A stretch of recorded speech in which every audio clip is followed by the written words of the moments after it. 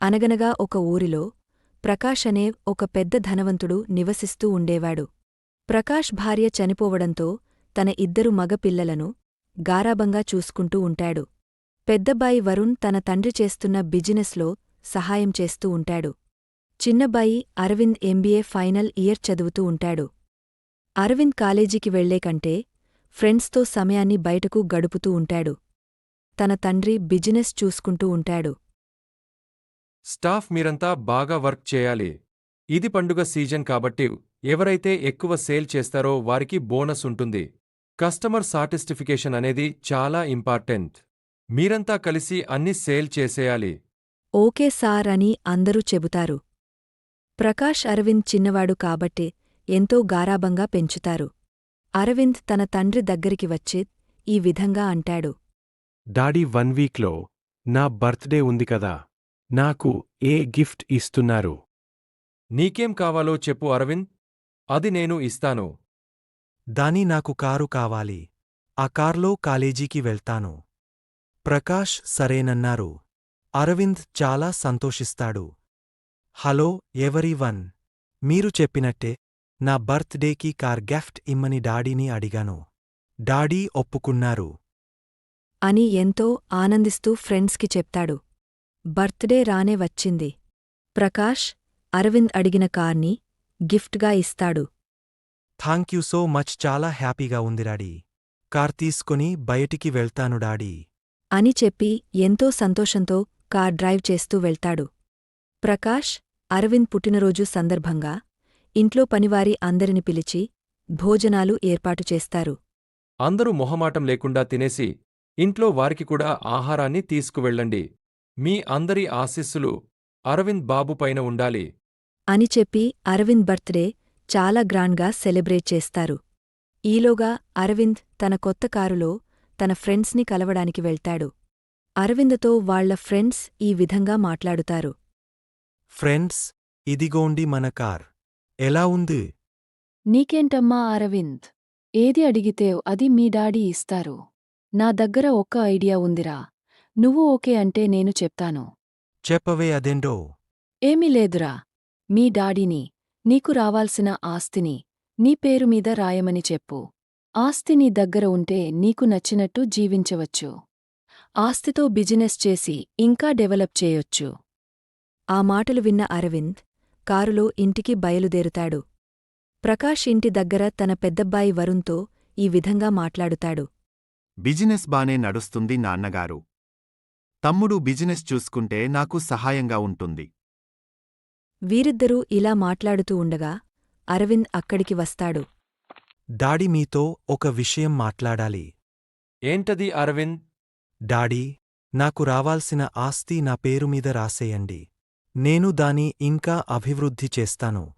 నాకున్న స్కిల్స్తో కొత్తగా బిజినెస్ పెట్టి డెవలప్ చేస్తాను. ఏంట్రా అరవింద్, నువ్వు మాట్లాడుతుంది? ఆస్తి రాయడమేంటి?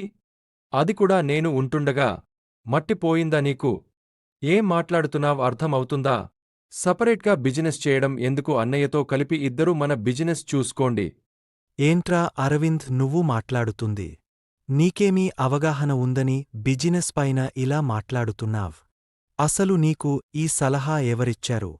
ఆస్తి పంచడం ఏంటి అరవింద్? మీరు ఆస్తి రాసి ఇచ్చిన ఇవ్వకపోయినా నేను ఇంట్లో నుంచి వెళ్ళిపోతున్నాను. డాడీ, నీకు నాకు సంబంధం లేదు. పాపం ప్రకాష్ చేసేదేమీ లేక ఆస్తి రాసి ఇచ్చేస్తారు. అరవింద్ ఇంటినుంచి బయటకు వెళ్లేటప్పుడు ప్రకాష్, వరుణ్ చాలా బాధపడతారు. కాని అరవింద్ ఏ బాధ ఉండదు. తన చేతికి ఆస్తి వచ్చింది అని సంతోషిస్తాడు. ఆ డబ్బుతో స్నేహితుల దగ్గరికి కారులో వెళ్తాడు. హొర్రే! చూడండి మిత్రులారా, నా దగ్గర ఎంత డబ్బు ఉందో. నాకు నచ్చినట్టు తిరగవచ్చు, ఎంజాయ్ చేయవచ్చు. మొత్తానికి సాధించావురా అరవింద్. ఇంత త్వరగా ఆస్తిని చేతికొస్తది అనుకోలేదు. ఇంకా ఆ రోజునుంచి అరవింద్ తన ఫ్రెండ్స్తో చాలా ఎంజాయ్ చేస్తూ ఉంటాడు. పార్టీలకు, రెస్టారెంట్స్కి, ట్రిప్స్కి ఇలా తన దగ్గర ఉన్న డబ్బు అంతా ఖర్చు పెడుతూ ఉంటాడు. ఇలా కొన్ని రోజులకు తన దగ్గర ఉన్న డబ్బు ఆస్తి మొత్తం కరిగిపోతుంది. కొండలైన కూర్చుని తింటే కరిగపోతుంది అన్నట్టు. ఇది ఇలా ఉండగా పాపం ప్రకాష్ అరవింద్ కోసం చాలా బాధపడుతూ ఉంటారు. నాన్నగారు బాధపడకండి తమ్ముడు తన తప్పు తెలుసుకుని ఇంటికి వస్తాను. మీరు ధైర్యంగా ఉండండి. అరవింద్ దగ్గర ఉన్న డబ్బు మొత్తం అయిపోవడంతో తినడానికి కూడా తిండి లేక చాలా బాధపడతాడు. వెంటనే అరవింద్ తన స్నేహితుల దగ్గరికి వెళ్తాడు. హాయ్ ఫ్రెండ్స్, ఎలా ఉన్నారు అందరూ? నా దగ్గరకు రావడమే మానేశారు. బాగానే ఉన్నాంలేరా, ఏంటి సంగతి? ఇలా వచ్చావ్? అదేం లేదురా, అమౌంట్ లేక చాలా ఇబ్బంది పడుతున్నాను. నేను భోంచేసి 2 రోజులు అవుతుందిరా. ఆకలిగా ఉంది. కొంచెం ఏమైనా ఉంటే పెట్టండిరా. చూడు అరవింద్, ఇంతవరకు నీతో ఫ్రెండ్షిప్ చేశామంటే అది కేవలం నువ్వు మా స్టేటస్కి సరితూగుతావని. ఇప్పుడు నీ దగ్గర ఏమీ లేదు. నాతో ఫ్రెండ్షిప్ చేసే అర్హత నీకు లేదు. దయచేసి వెళ్ళిపో ఇక్కడ నుంచి. ఆ మాటలు విన్న అరవింద్ చాలా బాధపడుతూ ఇంటికి వెళ్ళిపోతాడు. డాడీ, నేను చాలా తప్పు చేశాను. నన్ను క్షమించండి. ఫ్రెండ్స్ శాశ్వతం అనుకున్నాను. నా ఇష్టం వచ్చినట్టు నేను ప్రవర్తించా. భయం చెప్తే అది నేను భారంగా భావించాను. కానీ ఇప్పుడు అర్థమవుతుంది క్రమశిక్షణ ఎంత ఇంపార్టెంటని. I am so sorry daddy. నేను మీ మాట వినలేదు. అని చెప్పి బాధపడుతూ ఉంటాడు. నేను ఎలాగైనా మా డాడీ దగ్గరికి వెళ్ళి క్షమాపణ అడగాలి. నేను చాలా పెద్ద తప్పు చేశాను. ఆయన నన్ను క్షమిస్తారని ఆశ నాకుంది. నా తప్పును నేను తెలుసుకున్నాను అని ప్రాధేయపడతా. అని చెప్పి ఇంటికి బయలుదేరుతాడు. డాడీ, నన్ను క్షమించండి. నేను చాలా పెద్ద తప్పు చేశాను. ఎంజాయ్మెంట్కి బానిస నై బాధ్యత మరిచి తిరిగాను. నా ఫ్రెండ్స్ నాకు ఉన్నారు అని ఎంతో సంతోషించాను.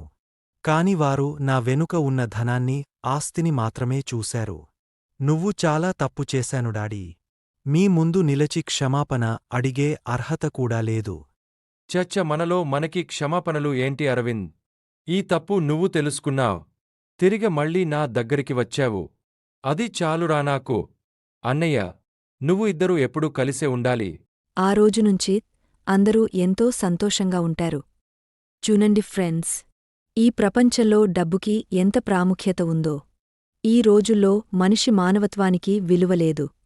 దగ్గర డబ్బు ఉంటే అందరూ మనవారని వస్తారు. అది లేని రోజున ఎవరు మనల్ని పట్టించుకోరు. ఏది ఏమైనా ఫ్యామిలీ మనల్ని విడిచిపెట్టదు. ఈ స్టోరీ కనుక మీకు నచ్చినట్లయితే please subscribe. Thanks for watching many stories.